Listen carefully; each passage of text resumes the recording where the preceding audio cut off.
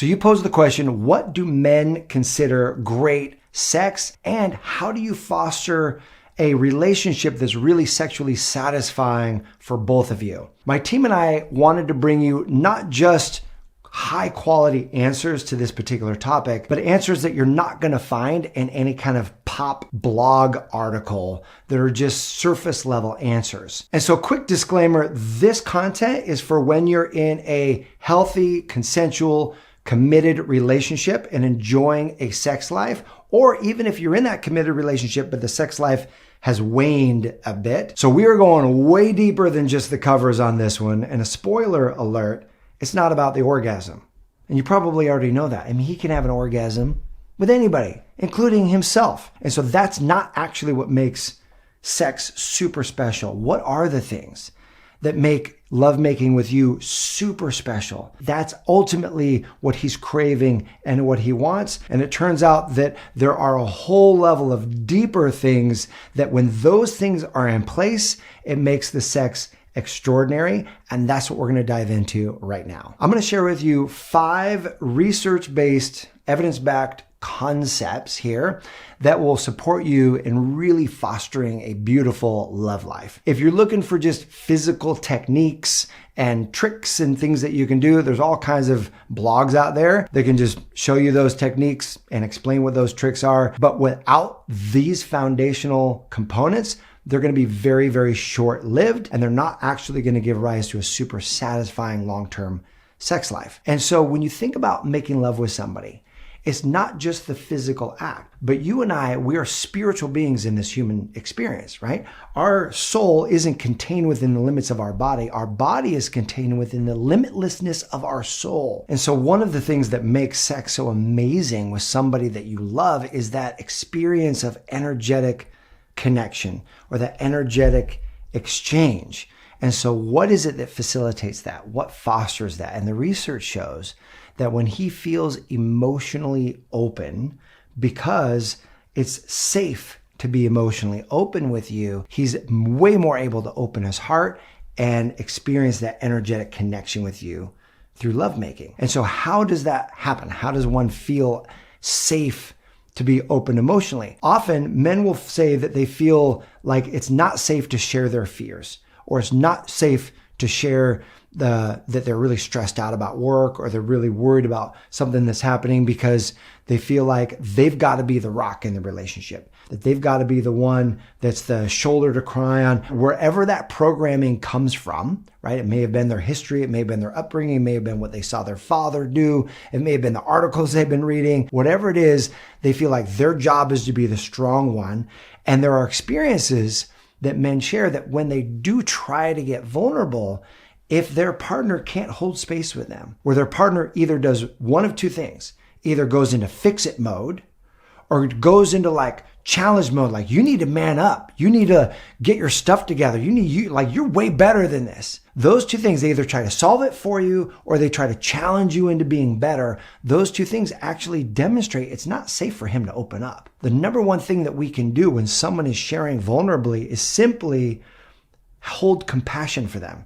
Yeah, that must be really tough. Man, I can only imagine how that feels. Wow, like I'm just so sorry you're dealing with this right now. That holding of compassion does a couple of things. Number one, it honors the fact that we believe they have what it takes to solve it, and we're not going to dismiss the pain. When you can hold space for your man like that, now he's emotionally safe around you. He's way more emotionally open around you. And by the way, he needs to be holding this space for you as well. This is a partnership. So he holds space for you, you hold space for him. When your hearts are open in that way and you're feeling way more connected, oh man, the sex becomes way deeper. The second thing that you can do is to create an environment of appreciation and validation.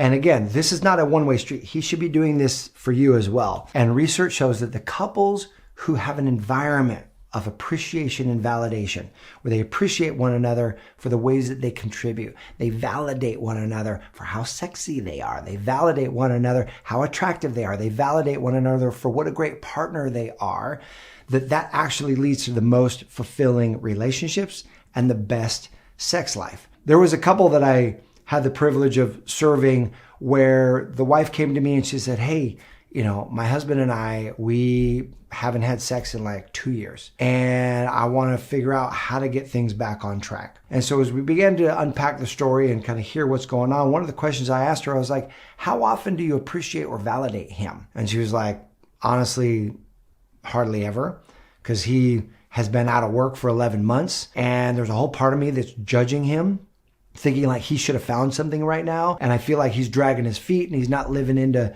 who he should really be. And so most of their interaction, self-admitted from her, was her coaching him, her telling him he's not doing well, her ultimately criticizing him. And so what do you think happens to the connection at that point? And especially the attraction. Her own attraction for him plummets, because she's focusing on things that she doesn't respect. She's coaching him. All of these things detract from that sexual connection. And so I said, well, try this.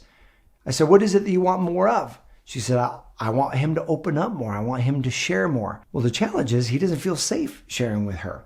So I said, well, try this. Are there things that he's doing that you do respect? Are there things that he's doing that you could appreciate or validate? And she was like, sure. And so I said, go into this mode where you appreciate and validate him before you go to bed, to share 3 things that you appreciate about him, and see what happens. And then if he does share with you vulnerably, just hold space with him. And so she came back the next day and she's like, Matt, I have to talk to you. She pulled me to the side. We were at this big event. And she was like, that was amazing.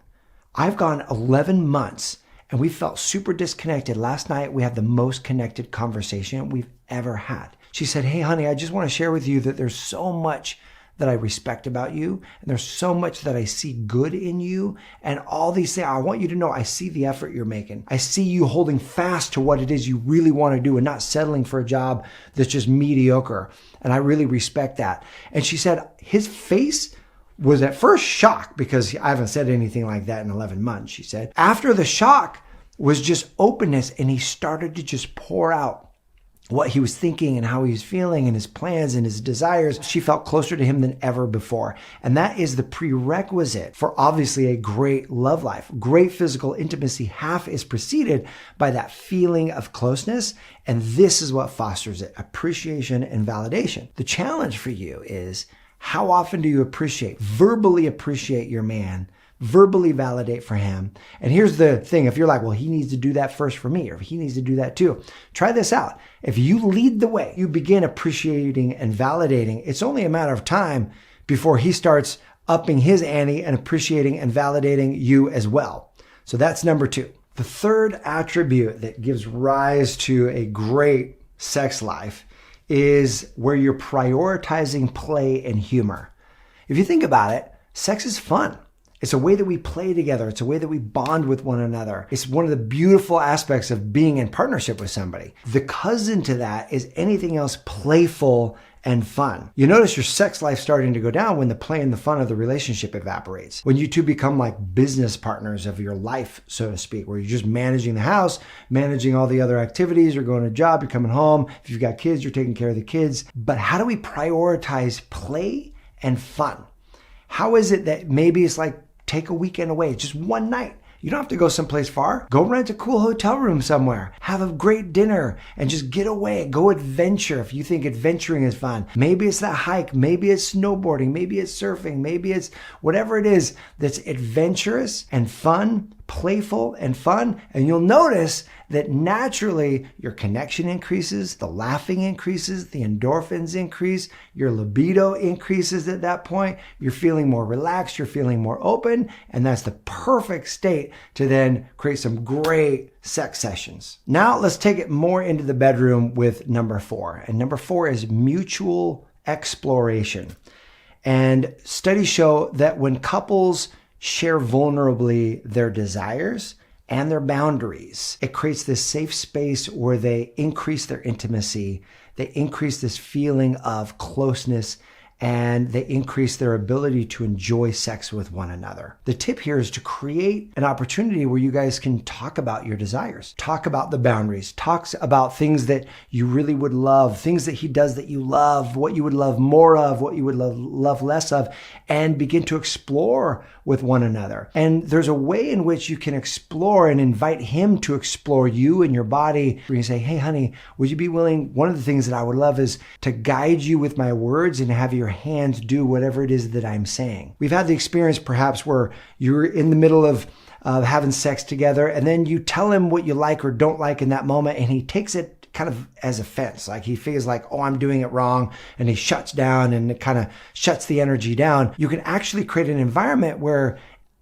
helping him understand what it is that you really love by pre-framing this before in a conversation and then inviting him into this experience. So now he's prepped that you're going to guide him into what really feels great for you. This level of mutual exploration together, not only does it create great lovemaking, but it increases the trust that each of you have. And you're going to learn things about each other that maybe you have no idea. It was 9 years into marriage, my wife and I decided to go deeper on this principle, and we're like, okay, mutual exploration. What does that look like? Let's have conversations about what we would love more of or less of. And you know what my wife said? Full permission from her, by the way, to share this with you. She was like, honey, I would like more quickies. Like when we make love, it's like these kind of longer, drawn out sessions. And I want a quickie. And I went, what? I said, holy moly. Because I had been conditioned that that's more of something that I would want and not that women want, and that women take way more time to rev up their engines, so to speak. And so that was old conditioning for me that I was bringing into my bedroom and thinking I was really serving her, when there are many times where she wants and needs that, but there's other times when she's just ready for a quickie, but I'm putting the brakes on because I'm thinking I'm doing something great for her. But that conversation changed our whole love life. Great. Check, please.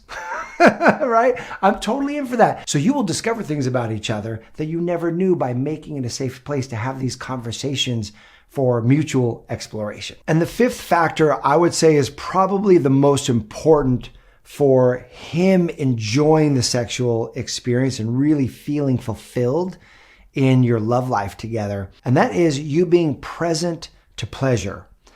In other words, you really experiencing the deep pleasure that he's trying to provide for you. Now, I know this one's tricky because there's a part of you that's thinking, well, he's got to earn it. Like he's got to do a good job for me to feel pleasure.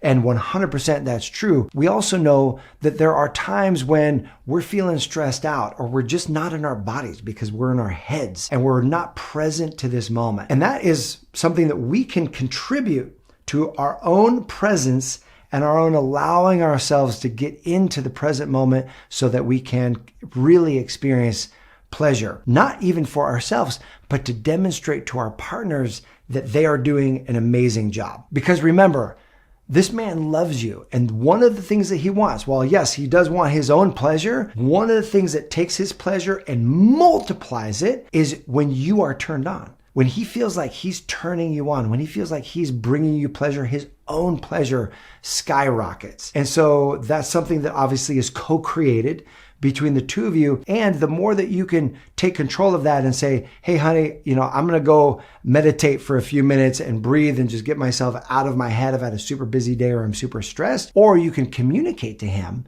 Again, this is where mutual exploration comes in. You can communicate what you need from him in that moment, where you say, hey, if you really want me to be into this session, like I really just need you to rub my back for like 15 minutes first to help me just kind of get out of my head into my body. You'd be amazed if you make specific requests for what you know is going to help you and serve you in that moment, he will be game. So those are 5 attributes that contribute to an amazing sex life for the both of you in this relationship. And my question for you is, what could he do?